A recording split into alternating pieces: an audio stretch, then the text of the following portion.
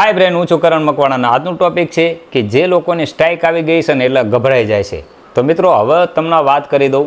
હવે જે થઈ ગયું તમે જે કર્યું એ પહેલાં બરાબર, પણ હવે ધ્યાન રાખજો કે જ્યારે પણ તમે કોઈ પણનો વિડીયો નાખ્યો છે અને કોપીરાઇટ આવી ગયું બરાબર, તો તરત તમે શું કરો છો? ગભરાઈ જાઓ છો બરાબર. ગભરી જાઓ એટલે કે શું કરો છો? એ વિડીયો ડિલીટ મારી દો છો.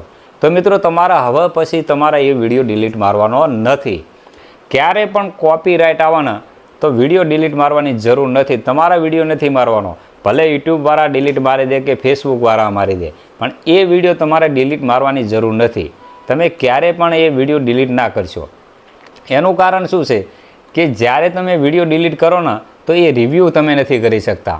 જેમ કે કોઈ પણ નાનું કોઈ શોર્ટ વચમાં આવી ગયો અને કોપીરાઇટ આપી દીધી હોય તો એના માટે તમે રિવ્યૂ કરો તો તમને વિડીયો પાછો મળી શકે છે, પણ તમે વિડીયો ડિલીટ કરી દીધો તો રિવ્યૂ નહીં કરી શકો. એટલે હંમેશા ધ્યાન રાખજો, જે પણ કોપીરાઇટ આવવાના તો તમારો વિડીયો તમારી જાતે ડિલીટ નથી કરવાનો. ગભરાવાની જરૂર નથી, એમાં કોઈ ઇસ્યુ નથી આવતો બરાબર. અને જો ડિલીટ નહીં માર્યો હોય ને તો તમારો ઓપ્શન આવશે કે રિવ્યૂ કરો. અને જો એમાં તમે સાચું હોય કંઈ, તમારું કંઈ પણ ફેસ દેખાતું હોય કે કોઈ વસ્તુ થઈ હોય તો એમાં આપણે રિવ્યૂ કરીને આપણે એ વિડીયો પાછો મેળવી શકીએ છીએ. અને જો તમે ડિલીટ જ માર્યો છે ને તો તમે રિવ્યૂ નહીં કરી શકો. તો મિત્રો, તમારા ખાસ નમ્ર વિનંતી છે કે જે કોપીરાઇટ આવવાના ઘડીકમાં આપણે ગભરાઈ જઈએ છીએ ને વિડીયો ડિલીટ મારી દેવી છે ને, તો એવી વસ્તુ તમારે કરવાની નથી. તો મિત્રો, આ વિડીયો કેવો લાગ્યો? જય હિન્દ, વંદે માતરમ, જય ગરવી ગુજરાત.